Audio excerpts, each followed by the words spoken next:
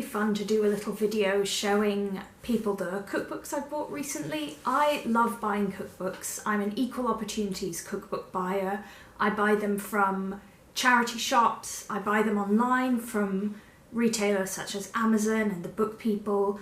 I buy them from TK Maxx, which is a great source, and I even sometimes buy them from traditional bricks and mortar bookshops.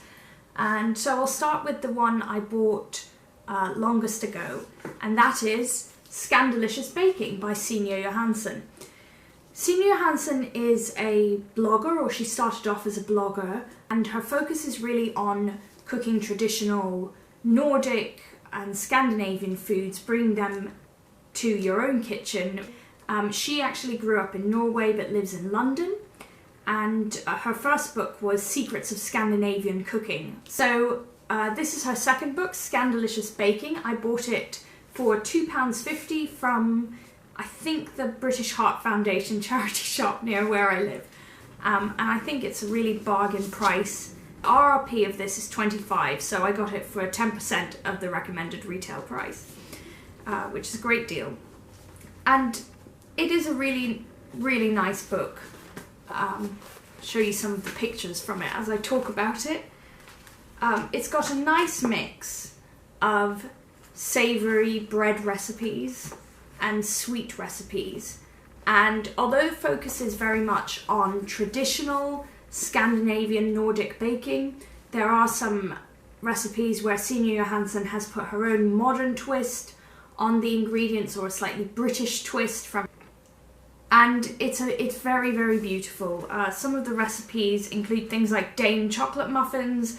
Obviously Dane bars are or dime bars, as I think they're called in the UK, are kind of classic pick-me-up after you've gone to IKEA. She's got some recipes for things like Jarlsberg and ale bun, so using Scandinavian ingredients. Jarlsberg is a Scandinavian cheese. I love the look of this cake.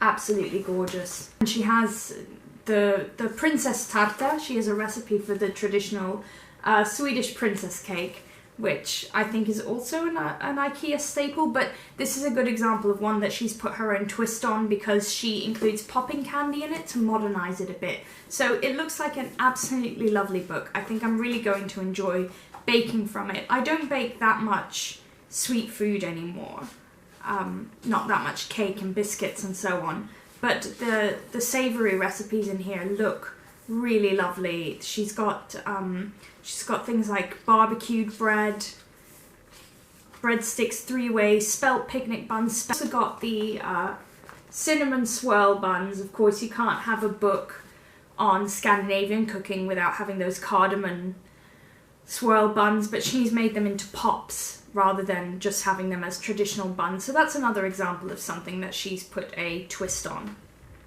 And yeah, really, really lovely book, Scandilicious Baking by Gizzi Erskine. The next one is Skinny Weeks and Weekend Feasts by Gizzi Erskine, and I got this at TK Maxx. And this is described here as a revelatory book of two halves, which sounds quite ominous, but basically it's referring to the concept behind this book. And Gizzi Erskine, as many people in the UK will know, is very well known for her diet food, or her skinny food, through shows such as Cook Yourself Thin, and she also wrote Gizzi Erskine's Healthy Appetite. So she's very well known for her lighter approach to food, but her approach to food is not clean eating as such, which is very popular now. It's just really enjoying food if you're a proper foodie and you want to find a way to balance your love of food with keeping trim, looking slim, being healthy, and so on. And I've already kind of gone through the whole book and tagged many, many recipes that I want to try from this. Obviously, I have a lot of cookbooks, as you can see behind me. So when I'm looking through a book in a shop and I think, oh, I'd like to get this, I always have to know that there are a lot of recipes I want to try out. Unfortunately, this is one of the ones that I definitely found a lot in. the concept behind this book is that you eat really healthily for 6 days a week, around 1,500 calories a day. And 1 day a week, you splurge on something that you really want to eat, something that's a treat, something that is not bad for you per se, but wouldn't be very good for you if you ate it all the time. So that's the idea behind the weekend feast aspect of the book. And Gizzi talks a bit about her approach to nutrition, and she says that this approach of having one splurge day has been backed by the latest research, which shows that people are more likely to stick to a diet and to stick to weight loss if they do it this way, if they have 1 day off a week.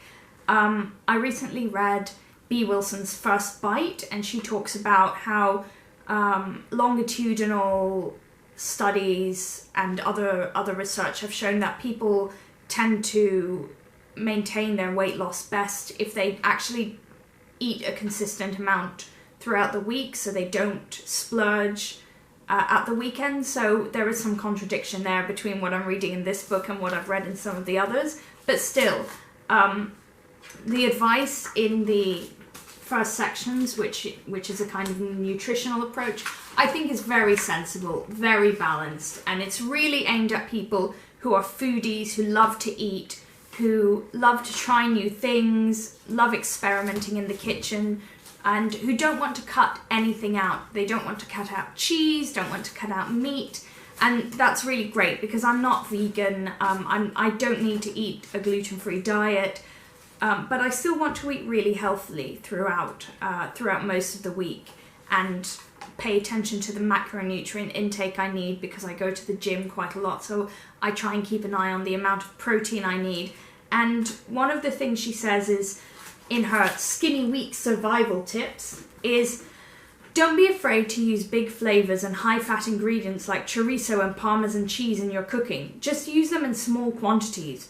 Team them up with low-calorie ingredients like white fish, fruit and veg, and chicken to give your food a big old flavor boost. And I think that kind of advice is really, really sustainable and really helpful and I haven't actually cooked from this yet, but there are some wonderful recipes, or wonderful looking recipes in here. Really nice things for breakfast. She's got some suggestions such as a couple of smoothies, a banana and peanut butter power shake, but she has some beautiful looking recipes like apple, pecan and cinnamon granola, which is inspired by apple crumble, which I think sounds fantastic, with dried apples, pecans and cinnamon, and the fat from the pecans will make you feel full. And there's also muesli mix, oats with oats, spelt and rye, which will keep you going and have slow release of energy.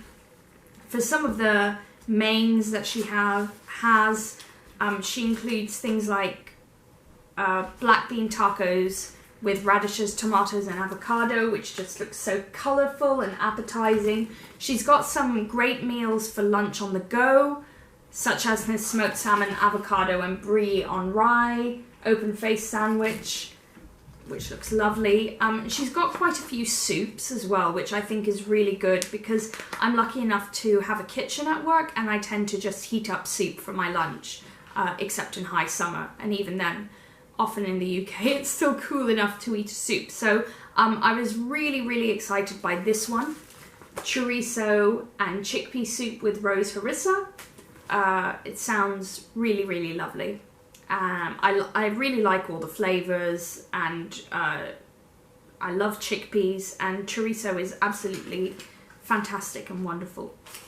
And to showcase some of the things that she has for the weekend feast section of the book, so that was all the skinny weeks, she's got recipes like southern fried chicken, which obviously they are not, that's not really diet food, but that's the point of this week. But she's also got things that are more unusual, such as a Malaysian feast with nonya chicken, beef rendang, an asparagus sambal, which is obviously a hybrid recipe, and a fruit rojak. I don't really love rojak that much, but it looks beautiful. Nice photographs, really lovely. And you don't need to feel deprived during the skinny weeks. She's got some suggestions for low-fat, lighter puddings, such as these roast bananas, baked bananas with a little bit of chocolate, peanut butter and marshmallows, which sounds great, and you're really eating only a tiny amount of the naughty ingredients. So yeah, that's one I'm really excited by, Skinny Weeks and Weekend Feasts. Next one,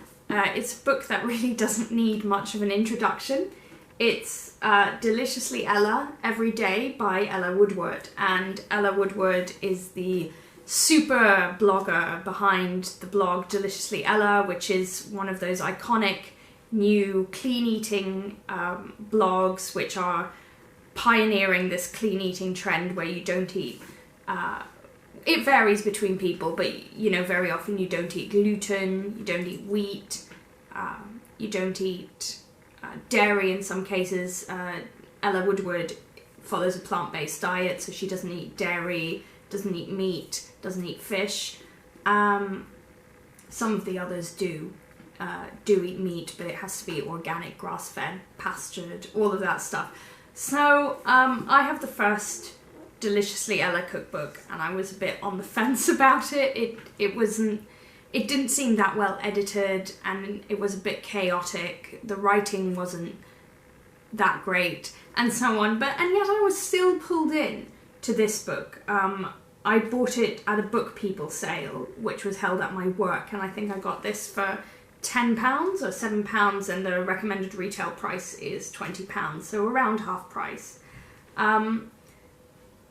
And I don't know if it was just because I was really, really hungry when I was looking through the Book People sale at work. It was before I'd eaten lunch, but a lot of the recipes did really grab me in this, which actually it did surprise me, because I was quite disappointed by the debut cookbook in a way. I just thought a lot of the food seemed quite heavy and unappetizing, strangely unappetizing, because I absolutely love vegetables, and although I'm not vegetarian or vegan and wouldn't change my diet on a permanent basis, I really do like vegan and vegetarian food, generally speaking. I see no problem with not eating meat during a meal. I used to be vegetarian, so I'm very used to it. And this book seems a lot better. The recipes seem much more varied and colourful, and maybe I've drunk the Kool-Aid a bit more. They seem simpler. The editing seems more consistent across the book, which is excellent. I'm just going to flip through it a bit at random so you can kind of see the aesthetics of it. The editing has improved. There's no more use of the first book used this measurement, a mug of everything, and that was really annoying, really, really annoying. We don't tend to cook by volume in the UK, and it really put me off that she'd say a mug of this, about 300 grams or about 200 grams, and I just thought, who has actually gone through this cookbook and edited it and tested it? And I think the answer was no one. But this one seems to have been more consistently edited, although there are still some errors across the piece, because in some recipes the ingredients will say something like 100 millilitres of olive oil, and in the next recipe, just a page across, it will say 10 tablespoons, and a more consistent approach to how they measure out things like olive oil would have been welcome. But some of the recipes just look really enticing, like the black bean burgers. That sounds really, really nice. She's got some easy pasta arrabbiata, which is not a very original recipe, but it sounds nice. Cauliflower pizza, which I do think sounds really intriguing. It's got a very Instagrammy aesthetic, as you can see here. I'm going to find a few other things. This is what lured me in. What made me definitely want to buy it. It's the chickpea and squash salad, and it has butternut squash and paprika and chickpeas and rocket and sun-dried tomatoes, and it just sounded so lovely, so genuinely lovely. You don't have to be curing yourself of an illness or gluten-free or anything just to think that that sounds lovely, and that this spiced sweet potato stew, I think it looks beautiful, and maybe it was the photography that drew me in. But most of the flavours seem to work well, and I'm looking forward to giving this a go, whereas I felt quite uninspired by the first Deliciously Ella cookbook. I probably do need to give that one more of a fair trial. I do think that Ella Woodward's style is a bit Marmite. Her writing is very, very positive, lots of exclamation marks. She really likes the word awesome. I think you'll either feel really positive and carried along by that, or you'll feel really, really annoyed. Obviously, I would highly recommend looking through this before committing to buying it, because I do think it's a bit of a Marmite product. But for me, I'm looking forward to playing around with it. Okay, so the next book I bought, also at the Book People sale at work, is the Itsu 20-Minute Suppers book. And the RRP is $18.99, and I think I got this for £7. And this is the second Itsu cookbook. I also have the first cookbook from Itsu. Itsu is a chain of healthy fast food restaurants in the UK, founded by Julian Metcalfe, who also founded Pret a Manger, which is a healthier sandwich chain. So Itsu's kind of slogan is "Eat Beautiful," maybe a bit cringy for some, I don't know, but the whole idea is that it's healthy, wholesome food that will make you feel good and make you feel full of energy and so on, and it's all Asian inspired. And this caught my eye because everything about this is so colourful and beautiful, and everything looks so light and fresh, and it's full of punchy flavours. It's Asian inspired, obviously, as I mentioned, and all the flavours are things like garlic, ginger, lemongrass, chilli, so really, really fresh, bright, punchy flavours that can really lift food, especially if you're eating a more low-calorie diet, and all of these recipes are quite light in terms of the calorie count, and I do count calories actually. I know that's quite old-fashioned, and we should just be doing things like eating food, not too much, mostly plants, or just eating a clean diet or whatever the trend is, but I could just go by calorie counting. That works for me to keep on top of my weight, and because I love food so much. And yeah, everything about this was just very, very attractive. Look at this teriyaki chicken potsu, just how colourful, crunchy, the range of textures, really lovely. And the whole idea behind this is that you're cooking yourself something healthy and quick, so everything should be around 20-30 minutes to prepare, and I just really like that idea. A lot of the food is quite pan-Asian in as much as the flavours don't come from any one cuisine, but sort of borrow from a range of tastes across the Asian spectrum, but a lot of the food does feel quite Japanese. But then you look at this one and it's hoisin duck noodles, which is obviously Chinese. It's got Chinese spice powder. So obviously this isn't an authentic Asian recipe book, but I don't mind that. I think the important thing is the taste, the flavour, the speed, and I just really like the idea of coming home from work and being able to make something that looks really delicious and fresh, and it's quite trend-led. So it's got a pad thai made with courgette, made with spiralised vegetables, which is obviously spiralising vegetables into noodles is a big trend at the moment, but I quite like it. Actually, just in terms of the taste, I do like vegetables. This ginger beef with tofu looks really good.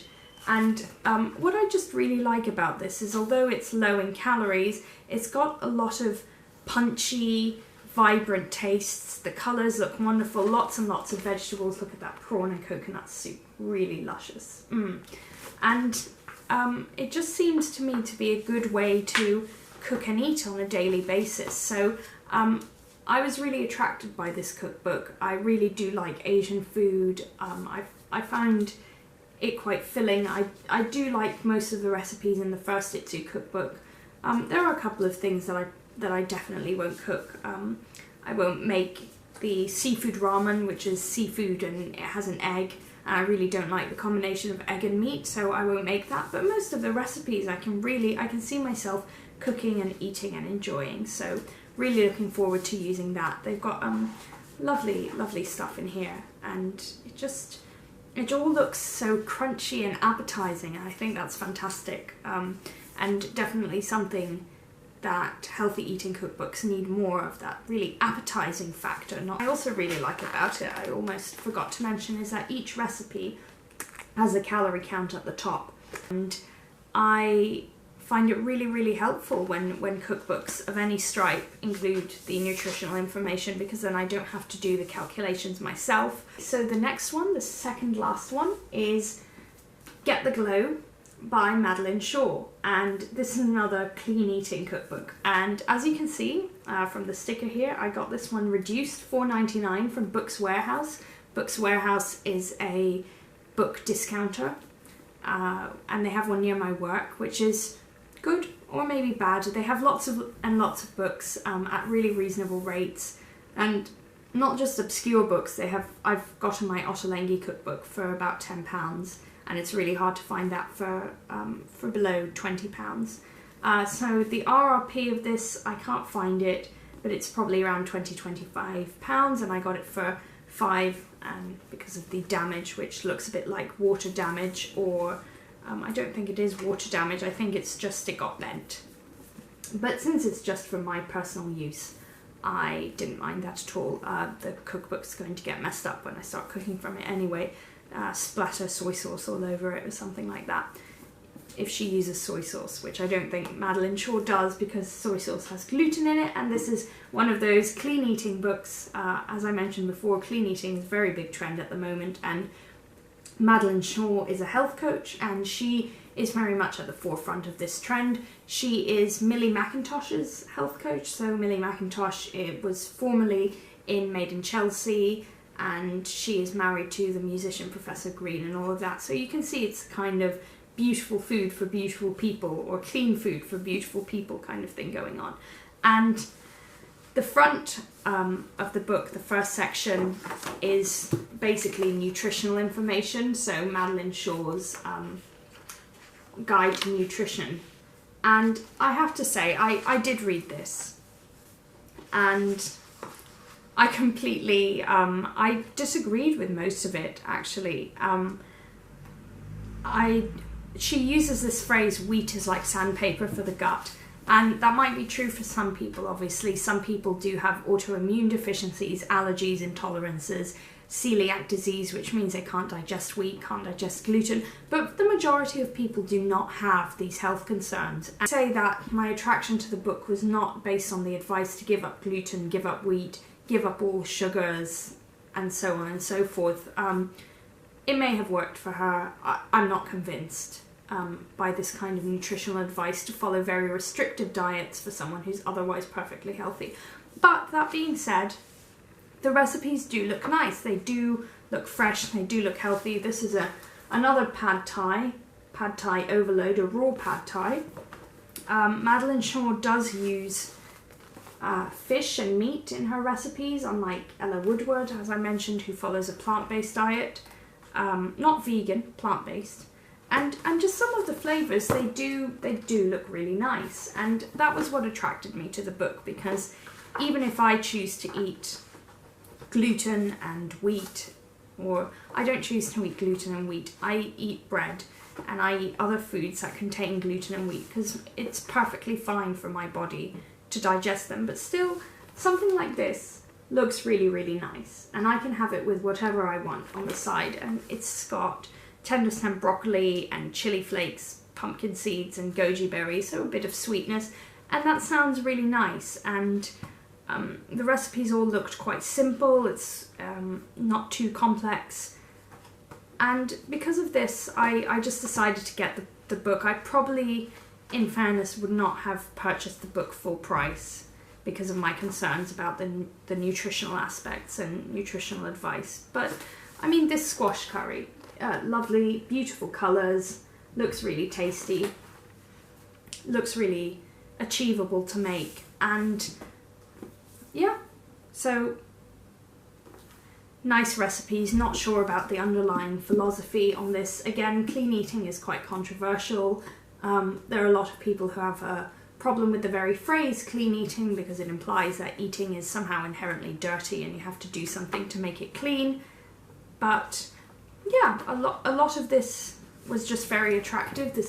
She's got some dessert recipes with no added sugar or using other natural sugars like coconut sugar.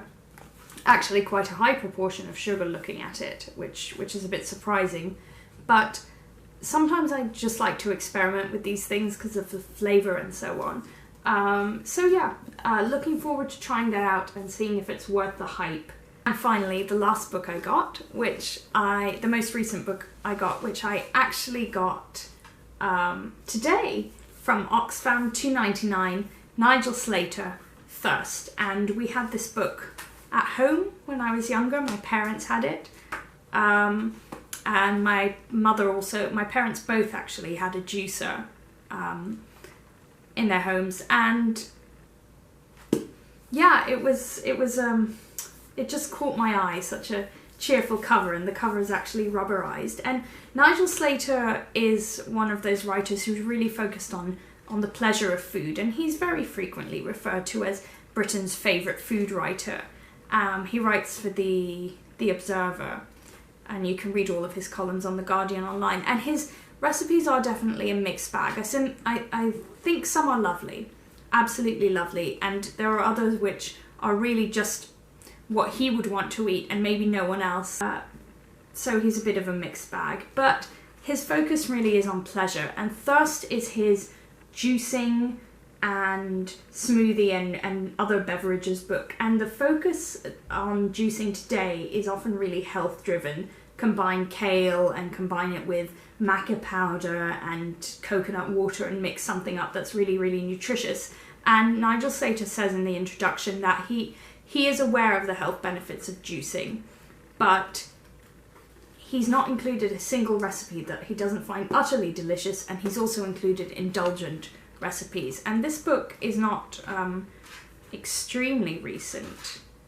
I can't find the date of it actually, but as I said, I remember it from when I was at home, living at home with my parents. And it's not got many pictures of the juice actually. You can see it's got a very spare aesthetic. Ooh, right onto a picture of some cabbages. And the recipes are very, very simple, and they're often with a little bit of narrative driven into them. And not all of the recipes require a juicer, which is great because I don't have a juicer, and I don't think I'm going to buy one anytime soon. So this is sort of typical page spread. And it's organised by ingredient, so the fruit or vegetable, and it's arranged in a very, very easy to use way. There we go, that's the contents list. And as you can see, you can just pick your fruit and pick a recipe and off you go.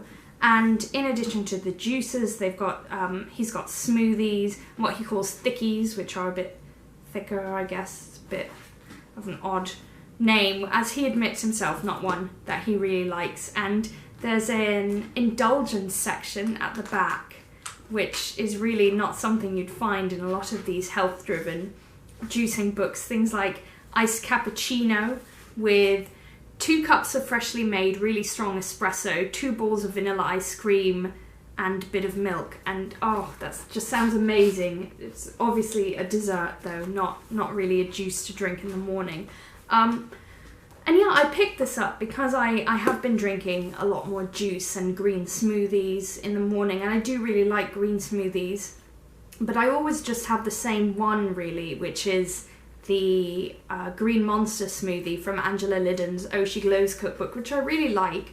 The banana and the cinnamon really balance the spinach well, and it's absolutely delicious.